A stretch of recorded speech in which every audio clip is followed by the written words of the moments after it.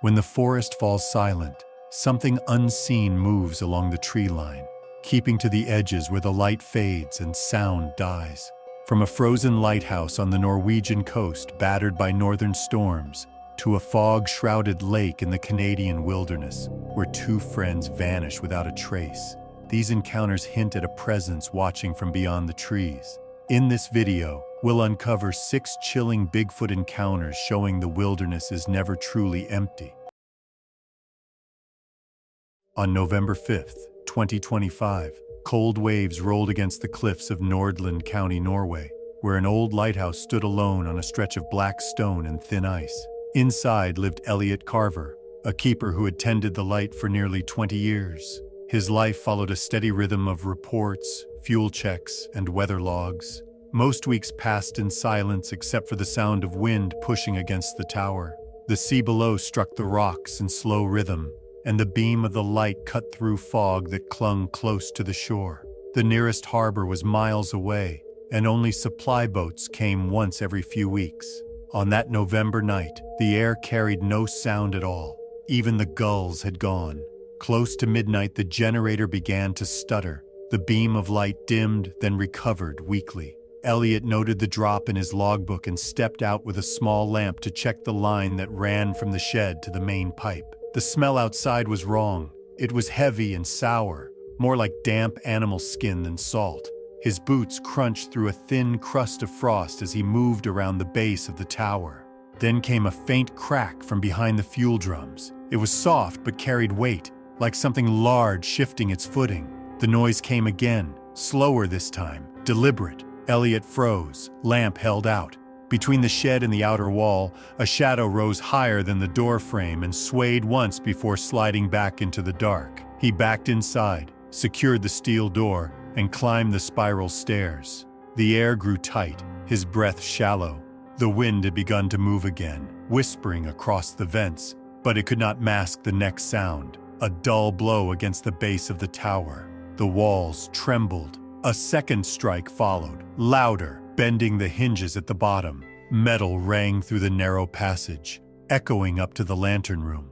Bolts snapped. The whole structure seemed to breathe with the impact, groaning as if it would fold under its own weight. He stopped at the top platform, listening to the roar of the sea below as the sound of slow, uneven steps rose from the stairwell. Each tread hit the iron with a heavy rhythm, climbing closer one after another. The air filled with a thick stench of soil and wet hair.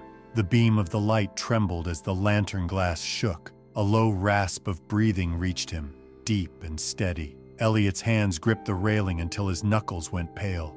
A sudden slam bent the upper hatch inward, twisting its edge. The lantern above flickered, casting wild shapes across the walls. A section of glass burst outward, scattering shards into the wind.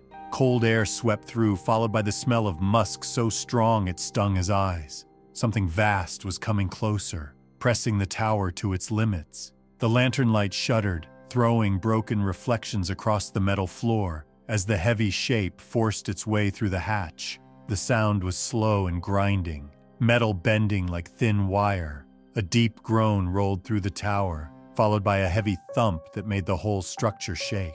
Elliot could feel the vibration under his feet as dust drifted from the beams above. The air turned warm and thick, heavy with a scent like damp earth mixed with seaweed. A dark arm slid through the broken gap, broad and strong, covered in coarse strands that glistened with frost. The claws at the end scraped the frame, leaving deep marks in the steel. For a moment he stood still, watching in disbelief as the figure pushed higher, the outline blocking the glow of the beacon. He reached for the signal lever, hoping to trigger the distress flare. The generator sputtered again and then failed completely, the last hum fading into silence. The only sound left was the steady breathing inside the room and the wind rushing through shattered glass. The shape moved once more, brushing against the beacon housing, bending the thick railing as if it were soft. A single strike hit the metal floor, sharp enough to make the lamp fall and burst. In the flash of dying light, Elliot saw the edge of a face, broad, shadowed, and far taller than any man could be. Then darkness filled the room, broken only by the cold moonlight slipping through the broken window. By dawn, the sea had grown calm again. The supply boat arrived as the fog lifted from the cliffs. The crew called out, but no one answered. The air around the tower felt different, thick, still, and sour. When they reached the door, they found it lying on the ground, the bolts torn clean, but the lock still closed. Inside, every step echoed strangely. The spiral stair was damp and cold, marked by streaks of mud. At the top, in the lantern room, Elliot sat upright beside the broken glass. His body showed no injury, but his eyes were wide, staring toward the sea. His hands were locked around the base of the beacon, as though holding it steady even after the light had gone out. Outside the tower, the rocks bore wide prints pressed deep into frozen soil. Each one was bare, longer than a man's arm, the toes spread and clear.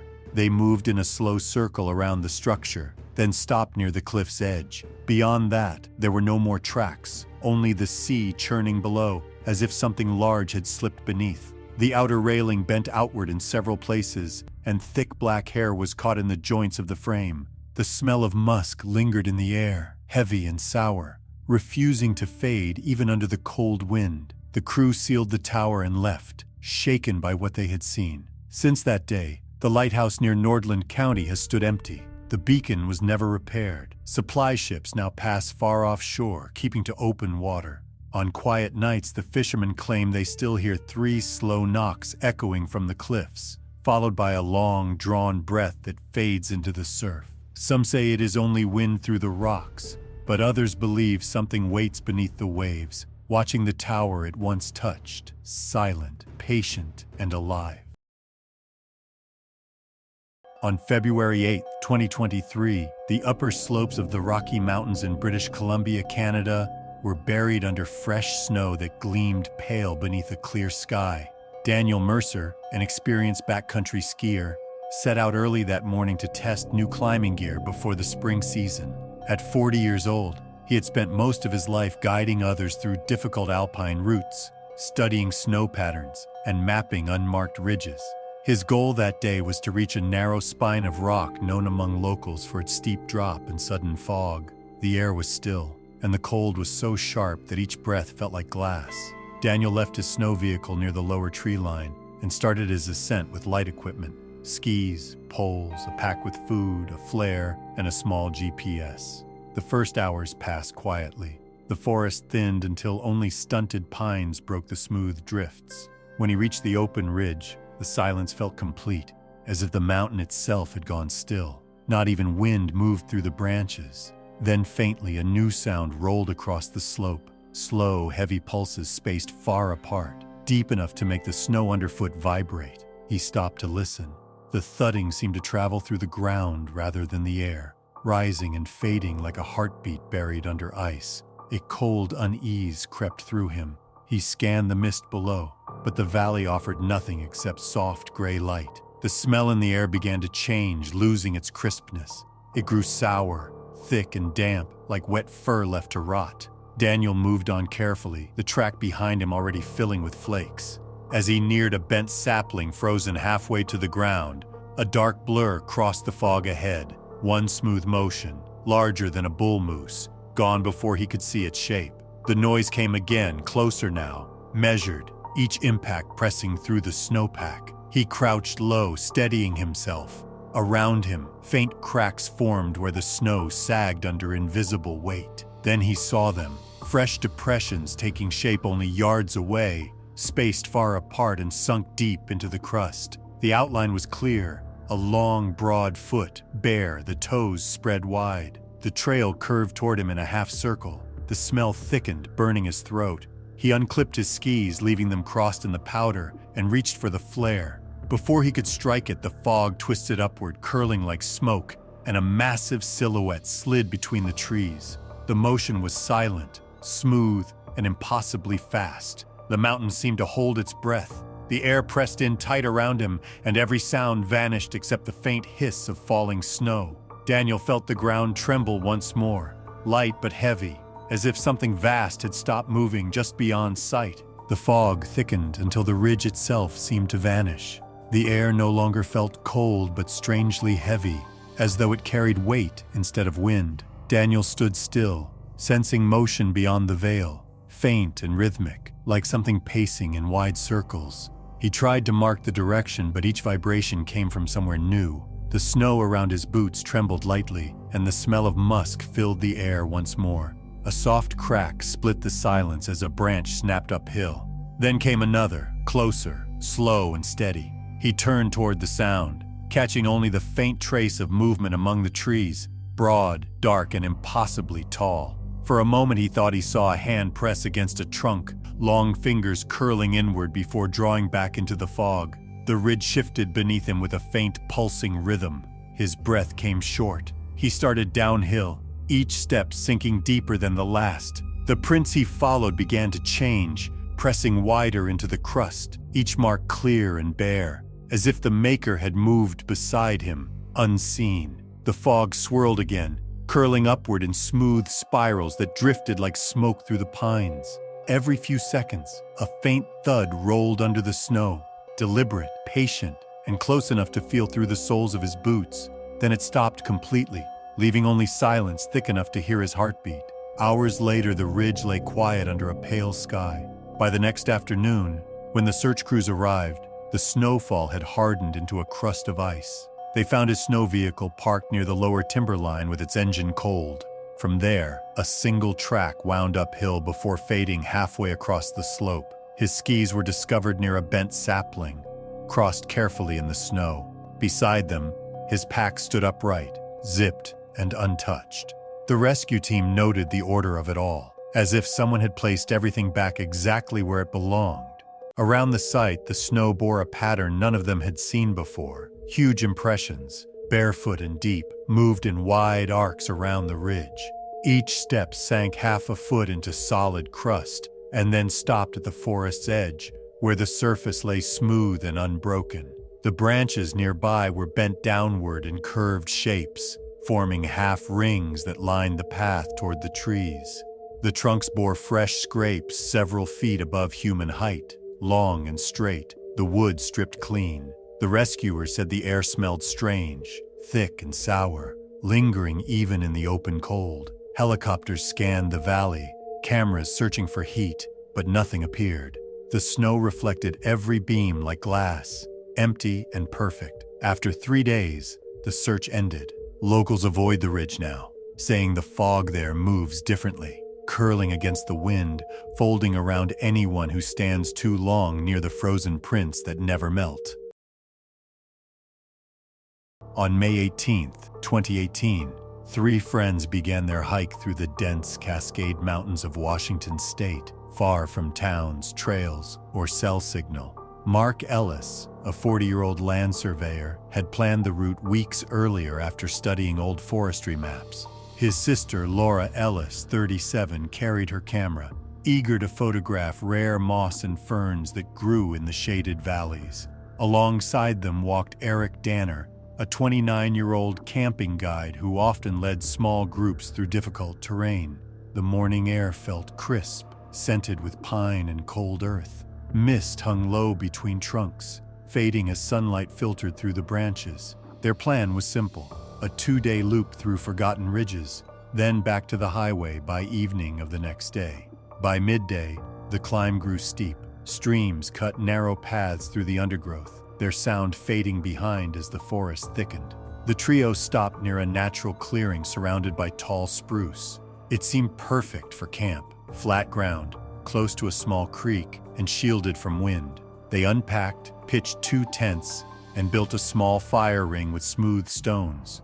The air, however, held a strange stillness. Not a single bird called, and no breeze moved the branches. The quiet was deep, the kind that made every breath sound louder than it should. Mark joked that nature was saving its voice for morning, but the silence pressed heavily against them all. Twilight came sooner than expected. Shadows stretched over the campfire until the light barely reached the nearest trees. As they prepared for rest, a noise broke the stillness. A single crack of wood, slow and sharp, like a heavy step landing on a dead branch. Then another, measured and distant. Eric listened carefully, counting the pauses. The pattern wasn't random. It repeated, circling wider with each sound. The forest grew darker. Laura caught the scent first, a thick, musky odor that didn't belong to soil or smoke. It clung to the air, damp and sour, drifting from beyond the clearing. Mark shone his flashlight toward the tree line, but fog swallowed the beam within seconds. The sound of slow movement continued, now mixed with faint rustling at ground level. Each footstep pressed deeper, heavy enough to make the earth tremble. Something brushed the outer canvas of a tent, low and smooth, bending it inward. The three froze, listening. Then came the deep exhale, drawn out, rough and close enough to stir the ashes of the dying fire. They waited without speaking until the noises faded back into the woods. The forest returned to silence, but none of them slept. When daylight came, the clearing looked wrong. Their supplies had been opened and placed in perfect order beside a fallen log. Bottles stood upright, caps tight. Cooking tools were lined evenly in the dirt. Nothing was missing, yet everything had been disturbed. Around the camp, bare footprints pressed deep into the mud, circling the site before vanishing into the trees. The prints that surrounded the camp sank deep into wet soil, their edges filled with thin water reflecting the morning sun. Each mark was longer than a boot and wider than a human chest. The pattern curved outward toward the thicker forest, ending where the moss began to rise along a low ridge. The three stood silent, unable to explain how the impressions had formed overnight without a sound.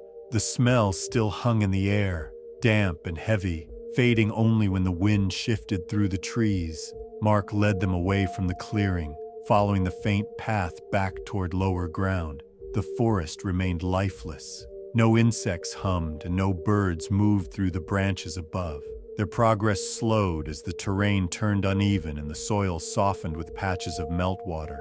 The silence seemed to deepen with every mile, as though the woods absorbed every step. The strange odor returned several times, carried on brief currents of cold air. It always came from behind, drifting close before vanishing again. None of them spoke. By afternoon, exhaustion set in. They had walked for hours without finding the trail markers that should have guided them south. Each ridge looked the same, each tree bent in a familiar shape, and soon their sense of direction blurred. The light dimmed beneath thick clouds, and the ground trembled once, soft, distant, almost like thunder beneath the surface. They stopped at once, waiting, but the sound did not repeat. Mark pointed toward a patch of open brush ahead, suggesting it might lead toward a service road. The clearing that followed stretched wide and flat, covered in low fern. There, the wind returned for the first time since dawn. It carried the same musk as before, now sharper, thick enough to sting the throat. Near the center of the clearing, a series of depressions marked the mud. They were not the same as those near camp. These sank deeper, as though whatever made them had paused to press its full weight into the ground. Around the edges, small branches had been bent downward and woven loosely together, forming half rings like frames of a giant nest. The soil inside those arcs was smooth, dark and wet, glimmering with fine strands of hair that caught the light. The three stood frozen until Laura stepped back, trembling. A low gust moved through the trees, but no leaves stirred. Hours later, rescuers from a ranger outpost found the group wandering through brush near the forest road. Their clothes were torn, their shoes missing, their faces pale and blank. None spoke clearly, and their eyes shifted constantly toward the woods as though expecting something to emerge. The rescue team guided them to safety, noting deep scratches on the nearby trunks that reached higher than any person could reach. When investigators returned to the camp, the clearing looked untouched except for wide, barefoot impressions hardened in dry mud. Equipment lay in perfect rows, undisturbed, and the air smelled faintly of musk. Locals later said the forest never regained its usual sounds. Even years afterward, hikers reported that the wind there carries a low rhythm, like slow breathing, moving through the trees when all else is still.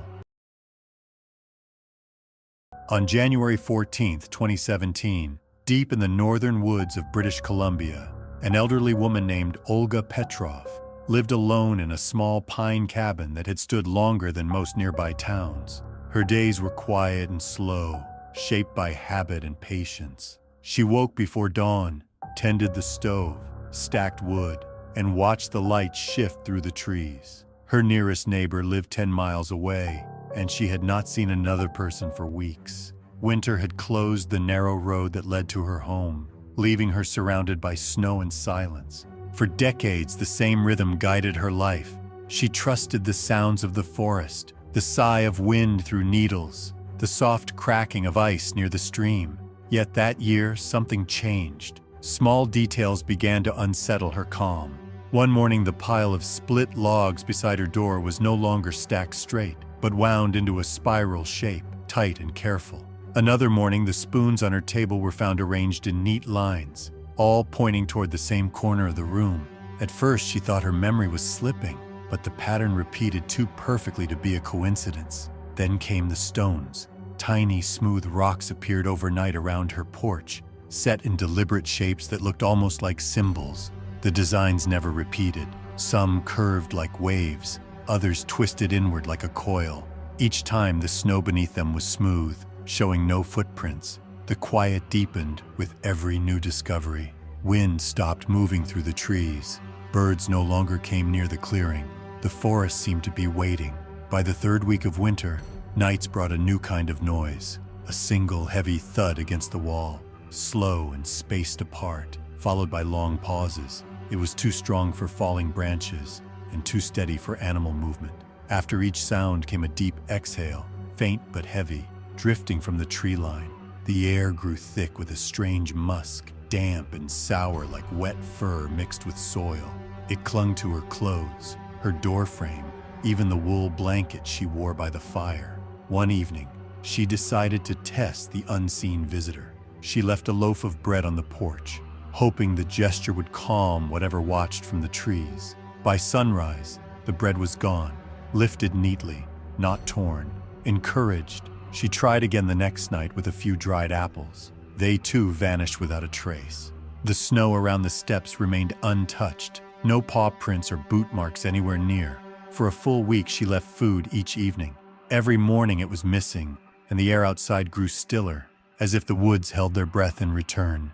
On the 8th night, the quiet broke. A dragging sound brushed the outer wall, slow and rough, followed by a dull tap near the window. The rhythm was deliberate, almost gentle, as though something massive was moving with care. The breathing returned, steady and low, mixing with the crackle of the dying fire. Frost crept across the glass in curved patterns that resembled fingerprints, shining in the pale moonlight that reached through the cracks. By dawn, the air around the cabin was colder than usual, still and sharp enough to sting the lungs. The snow outside had hardened into a thin crust that reflected the first gray light of morning.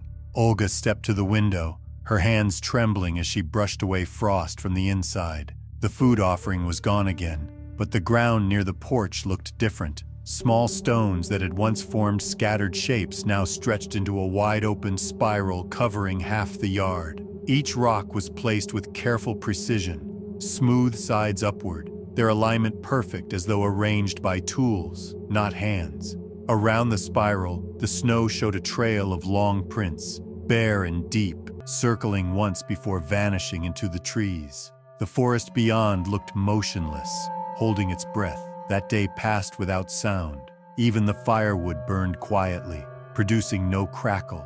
The shadows through the window seemed longer, as if the light itself had weakened.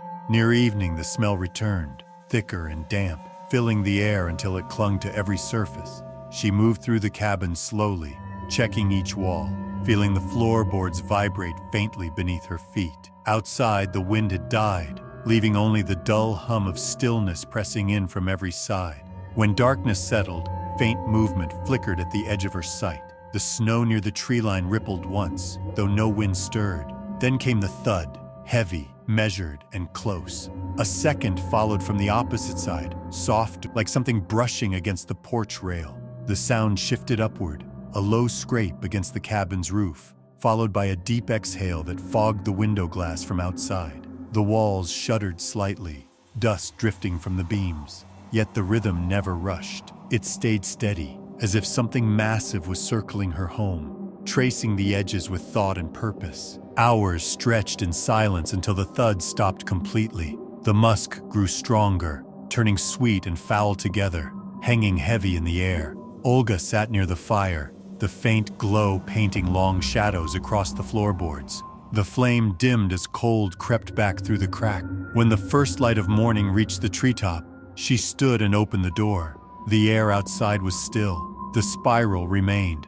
now lined with shallow grooves as if something enormous had pressed its hands along the edges. Beyond that, the forest lay unbroken, smooth and quiet under the snow. For 2 nights, nothing returned. The air grew warmer, and meltwater ran down the steppe. On the 3rd morning, the pattern on the ground had vanished. The stones were scattered again, and the musk had faded into damp pine. The forest seemed to breathe once more.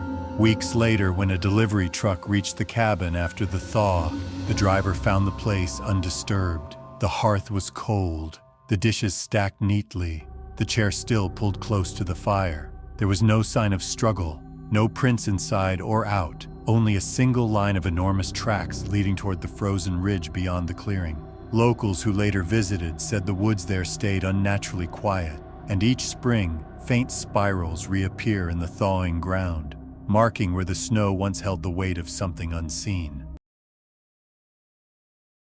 On October 9, 2019, 4 close friends from Michigan drove north in an aging white recreational vehicle, planning a quiet weekend near the edge of the Great Lakes forest. Eric Dalton, age 28, owned the vehicle. With him were his girlfriend Lauren Price, age 26, and 2 friends, Ryan Cole and Megan Harris. The group had spent many weekends camping together, often searching for empty spots where few travelers went. That autumn, the trees had already turned gold and red, and thin mist clung to the ground as they followed a gravel road toward a small clearing surrounded by thick pine. They parked near the tree line, gathered fallen branches for a fire, and watched evening shadows slide across the still woods. As the light faded, the air grew colder. By nightfall, the forest was buried in fog that dulled every sound. The clearing seemed cut off from the world beyond the mist. Even their own footsteps felt quiet, swallowed by damp air. They decided to stay inside the vehicle for warmth. The small heater hummed faintly while the fire outside burned down to glowing ash. Nothing moved in the distance. The silence was deep enough that they could hear water dripping from leaves onto the metal roof. Hours passed before the first noise began. A soft tap brushed the outer wall, slow and spaced apart. The rhythm continued, almost gentle, before a sharp thud struck the lower panel hard enough to shake a shelf inside. Dust drifted from the vent above their heads. Another hit followed, heavier, then a pause long enough to make the next blow more violent. The vehicle groaned with each impact, its frame flexing slightly under invisible force. Outside, the fog thickened, turning the clearing into a pale gray wall. The pounding spread across both sides of the cabin, steady and deliberate, as though something massive circled in measured steps. The noise stopped near the door, followed by a faint scraping sound that ran the length of the metal. Each stroke was slow, leaving a rough echo that faded into silence. The ground beneath them vibrated with every step outside. They could feel the weight shift, hear faint breathing mixed with low exhalations that carried through the panels. The air inside turned stale, and fear settled over them like another layer of fog. Minutes blurred into hours.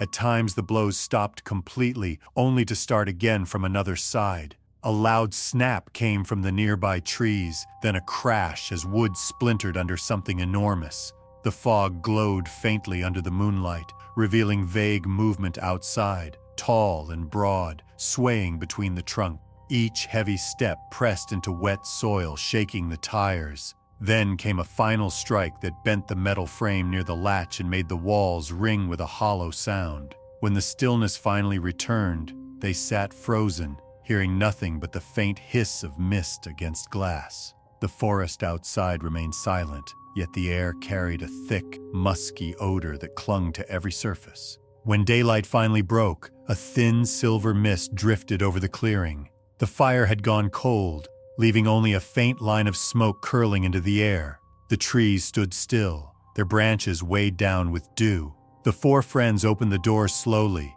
stepping onto ground that no longer looked like the same place they had arrived in the day before.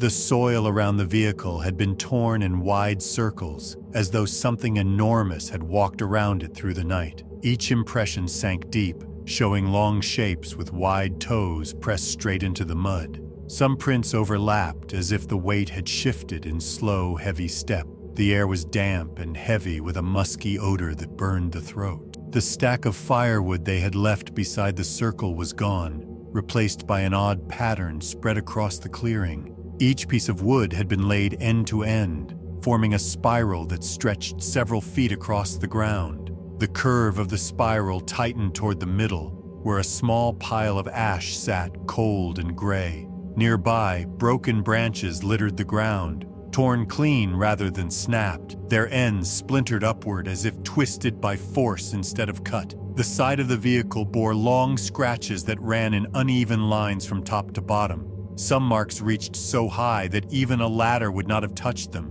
The doorframe had deep gouges carved through the metal, their edges curled inward as if pulled by something strong. The air hummed faintly, not from any machine but from the stillness itself, the kind that presses into the ears until the world feels hollow. They moved slowly, bare feet sinking into the wet ground. None of them could remember removing their shoes, yet all four were missing them. The cold bit through the soles of their feet, but none dared to move far from the clearing. Their faces were pale, eyes darting between trees as if expecting movement from every direction. The fog lingered low, hiding the forest floor. It felt as if something waited just beyond sight. When the first vehicle appeared on the gravel road hours later, the group stood near the edge of the clearing, unmoving. The driver found them pale, trembling and half-spoken, unable to explain what had happened. They were led away from the site without protest. Rescue workers who later examined the area described the same musky odor that had clung to the air and the strange spiral made from wood. They photographed the prints but found no sign of normal animal shape. The depth of each mark suggested weight beyond human scale. Weeks later, investigators returned to the clearing. The scratches on the vehicle had begun to rust, yet the spiral on the ground remained faintly visible beneath the new grass. At exactly 3 a.m, locals said the forest near that road would fall silent and the wind would stop. Some claimed to hear dull thuds far away, each spaced apart like footsteps fading into the distance. The campsite remains untouched, hidden beneath mist and quiet, as though the earth itself remembers what walked there that night. On June 15, 2020, a thin fog settled over a remote lake deep in northern Canada. The morning air was still and cold, the surface of the water perfectly smooth. Two friends, Thomas Hale and Caleb Morgan, both experienced in wilderness travel, prepared to launch their small red kayak. They were in their late 30s and often spent weekends exploring secluded waters far from towns or noise. Their campsite sat on a narrow peninsula covered with spruce and alder, its edges marked by old stones from previous fires. No other travelers were nearby. As they pushed their boats into the mist, the lake seemed endless, the far shore hidden behind shifting white air. The only sound was the gentle dip of paddles moving through water. They planned to cross toward a string of rocky islands where fishing was best. The fog thickened behind them until even their own camp faded from sight. Hours passed without a single echo of their return. The surface stayed calm, reflecting the pale sky in perfect stillness. By late afternoon, a nearby cabin owner noticed the smoke from their campfire had thinned to nothing.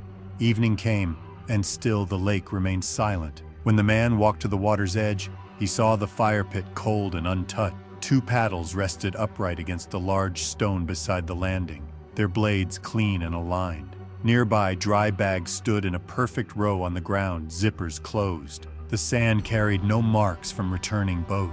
There were no drag lines, no footprints from heavy steps pulling kayaks ashore. The red hulls were gone. He took a step closer and noticed deep impressions circling the landing. They were wide, bare, and set far apart, as though made by enormous feet pressing into the mud. Each print had filled slightly with water but still showed clear outlines. The pattern looped once around the fire pit and ended near the tree line, where bent saplings leaned outward in matching arc. The shape seemed too deliberate to be an accident. The air smelled faintly of musk, damp and earthy, mixed with the scent of wet leaves.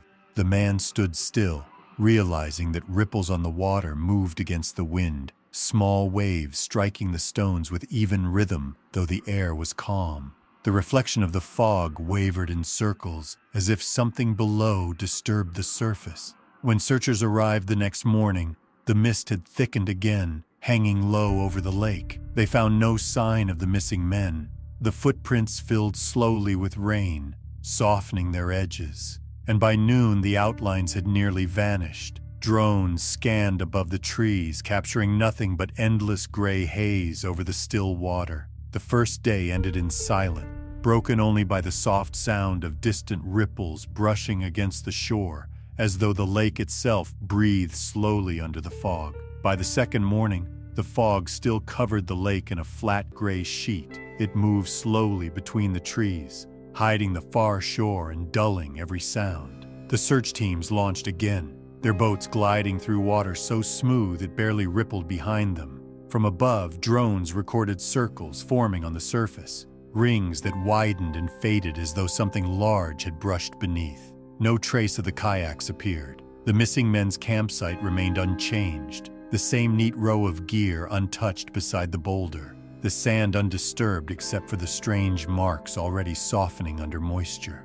Near the landing, new impressions had appeared overnight. They were larger than before, pressed deeper into the mud, arranged in a half ring facing the trees. Each print showed edges too sharp to be made by boot. The spacing suggested strides longer than a grown man could take. Small branches nearby leaned outward, not broken but bent, forming an uneven arc that led into the wood.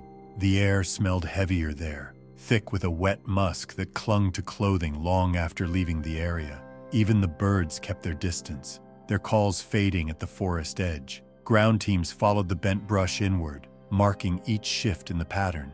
Every few meters, ferns lay flattened in smooth patches, shaped like ovals pressed by great weight. The path wound deeper before fading into darker timber, where the ground turned soft and shadowed. In the center of one clearing, a shallow depression filled with clear water glimmered under weak sunlight. Its surface trembled, although no wind touched it. The rescuers marked the spot and withdrew before dusk. None of them spoke during the return walk. That night, the forest around the lake stayed unnaturally still.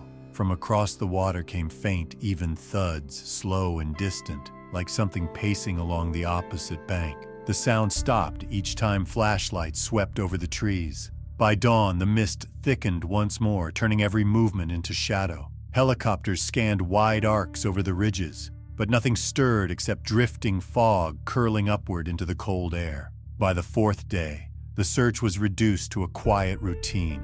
Investigators collected samples of soil, photographed the mark, and sealed the recovered equipment. The reports described large footprints, organized branch bends, and a strong organic odor. Officials later dismissed the evidence as distorted by melting ground and animal activity. The final statement listed the cause of disappearance as accidental submersion during heavy fog. Locals near the lake never accepted that explanation. They spoke of faint ripples moving against the current long after the water turned still again. On calm evenings, when the air cools before dusk, small waves slide gently toward the stones without wind. Some claim to hear soft splashes where no fish move, followed by a slow echo like a breath drawn from beneath the surface. The boulder where the paddles once leaned remains beside the shore, surrounded by reeds that never grow straight. The lake lies silent beneath its cover of fog, holding what it took, untouched and waiting.